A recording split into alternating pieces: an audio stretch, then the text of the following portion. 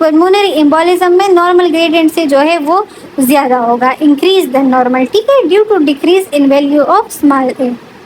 अच्छा, एक ये फाइंडिंग होगी। फिर ईसीजी में हमारे पास क्या फाइंडिंग होगी, देखिए बॉडी में थ्रोम्बस आया है, ठीक है, थ्रोम्बस की वजह से ब्लीडिंग सही नहीं हो रहा, मतलब ब्लड फ्लो सही नहीं हो रहा, तो उसकी वजह से हार्ट पे जो है प्रेशर पड़ता है, स्ट्रेन पड़ता है, ठीक है। तो उस प्रेशर को एकोमोडेट करने के लिए जो है हार्ट जो है वो टेकिपनिक हो जाता है। और एक ये कि पार्शियल प्रेशर ऑफ ऑक्सीजन कम हो जाता है due to decrease blood of flow, तो उस ऑक्सीजन को एकोमोडेट करने के लिए जो है हार्ट तेज तेज धड़कना शुरू कर देता है, तो इस वजह से जो है हमें पल्मोनरी एम्बोलिज्म के केस में टेकिपनिया मिलेगा, ठीक है। अच्छा, फिर हमारे पास फाइंडिंग क्या होगी, S1 Q3 NT3, ठीक है। लीड 1 में जो है S1 अपेयर होगा, Q3 जो है वो डीप इन लीड 3 होगा और T3 जो है वो इन्वर्टेड इन लीड 3 होगा, ठीक है, टेकिपनिक हार्ट की वजह से, और उसको एकोमोडेट करने के लिए ईसीजी में ये चेंजेस आएगी, ठीक है। फिर हमारे पास डी डाइमर्स है। डी डाइमर जो है वो यूजुअली नहीं कराया जाता, लेकिन ये भी एक फैक्टर है जो पल्मोनरी एम्बोलिज्म में ज़्यादा होता है, लेकिन डी डाइमर्स प्रेगनेंसी और इन्फेक्शन वगैरह में भी ज़्यादा होता है, तो ये हमें कंफर्म डायग्नोसिस नहीं बता सकता कि हाँ यहाँ पे पल्मोनरी एम्बोलिज्म है, लेकिन ये भी एक फैक्टर हो सकता है अगर हम जो है proper diagnosis of pulmonary embolism करना चाहें, ठीक है। फिर सिटी पल्मोनरी एंजियोग्राम है, सबसे बेस्ट जो डायग्नोसिस इन्वेस्टिगेशन जो है इस डायग्नोसिस के लिए वो सिटी पल्मोनरी एंजियोग्राम है, ठीक है। होता क्या है कि पल्मोनरी जो एरिया है वहाँ पे डाई इंजेक्टेड किया जाता है, ये डाई ब्राइट कलर का होता है, ठीक है। फिर जो है लंग्स का सिटी स्कैन किया जाता है, तो जहाँ पे ब्लॉकेज होता है वहाँ पे डाई ट्रांसफ़र नहीं होता, जहाँ पे ब्लीडिंग जो ब्लड फ्लो हो रही है तो वहाँ पे ब्राइट कलर का डाई अपेयर होगा, लेकिन जहाँ पे प्रॉपर ब्लड फ्लो नहीं होता तो फिर वो जगह हमें डार्क दिखाई देता है, सही है। तो ये हुआ city pulmonary angiogram. Ventilation perfusion scan भी किया जाता है, ठीक है। एक इस तरह होता है, वेंटिलेशन मतलब कि एयर इन एल्वियोलाई और परफ्यूजन मतलब ब्लड इन वेसल्स, ठीक है। तो एयर इन एल्वियोलाई को चेक किया जाता है और ब्लड इन वेसल्स को। एल्वियोलाई में एयर जा रहा है यानी इसको किस तरह चेक करते हैं, एक रेडिएक्टिव मटेरियल जो है वो इनहेल करते हैं, ठीक है।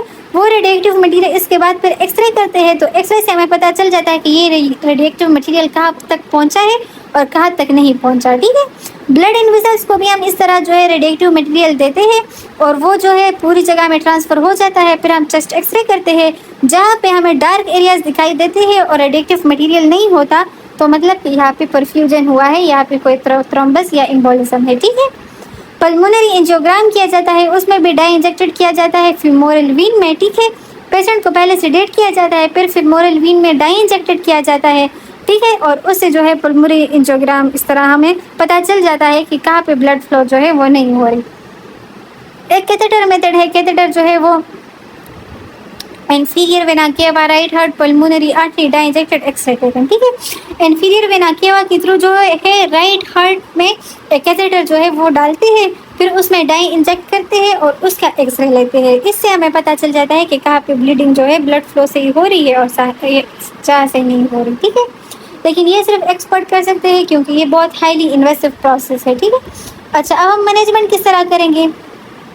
पल्मोनरी एम्बोलिज्म में पेशेंट है तो ऑब्वियस सी बात है कि इसमें जो है वेंटिलेशन या ऑक्सीजन की जो अमाउंट है वो कम होगी, तो ऑक्सीजन थेरेपी हम सबसे पहले स्टार्ट करेंगे, ठीक है। जनरल मेजर्स कर लेंगे, मतलब कि जो चीज़ें पल्मोनरी एम्बोलिज्म में पेशेंट को और जो है वर्स्ट कर सकता है तो उसे हम अवॉइड करेंगे।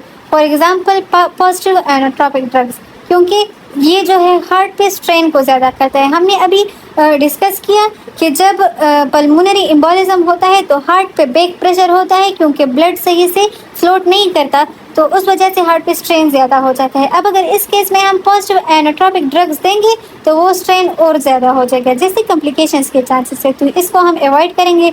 डायूरेटिक्स और वेजोडाइलेटर्स को भी अवॉइड करेंगे क्योंकि ये फ्लूइड की अमाउंट को बॉडी में कम करता है। फ्लूइड की अमाउंट बॉडी में कम होगी तो कार्डियक आउटपुट भी कम होगा, जिससे कॉम्प्लिकेशंस के चांसेस है, ठीक है।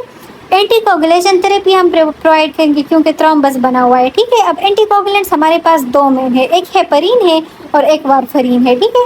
हेपरीन जो है हमारे पास जैसे ही पेशेंट आएगा तो हम जो है सबसे पहले हेपरीन सप्लाई करेंगे।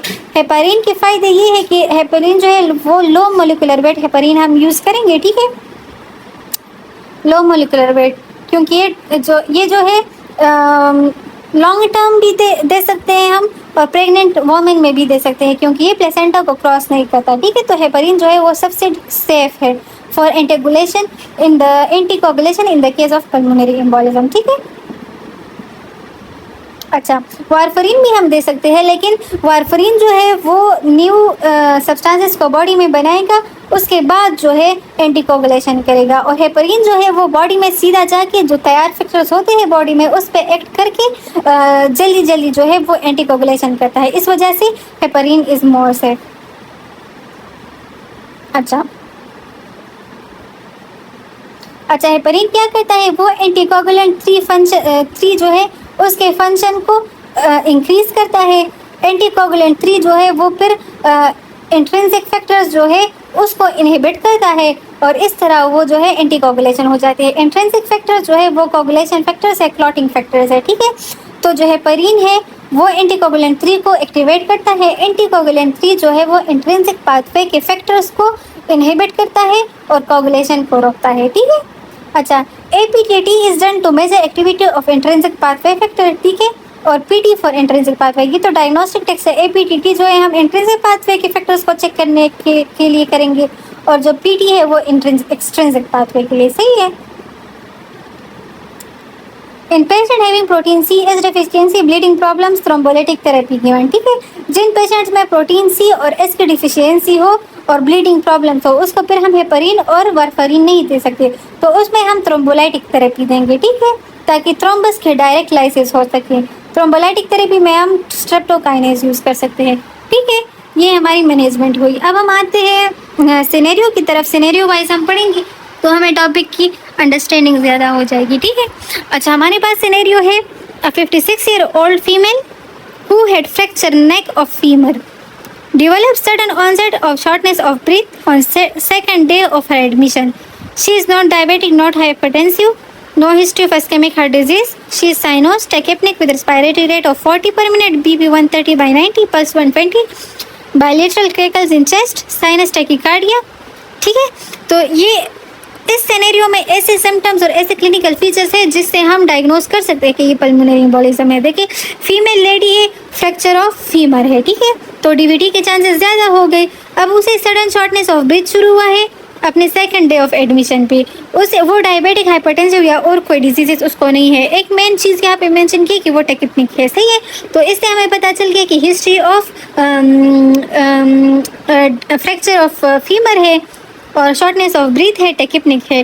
तो इससे हम डायग्नोज कर सकते हैं कि ये पल्मोनरी एम्बोलिज्म है अकॉर्डिंग टू वेल्स क्राइटेरिया, ठीक है। ये सारे फैक्टर्स के अपने अपने मार्क्स है, वो हम देंगे। अगर 6 से ज़्यादा हुआ मतलब this is at high risk of pulmonary embolism. So हमारा ये टॉपिक कवर हो चुका है। फिर भी अगर कोई मसला हुआ तो you can ask me in the comment section.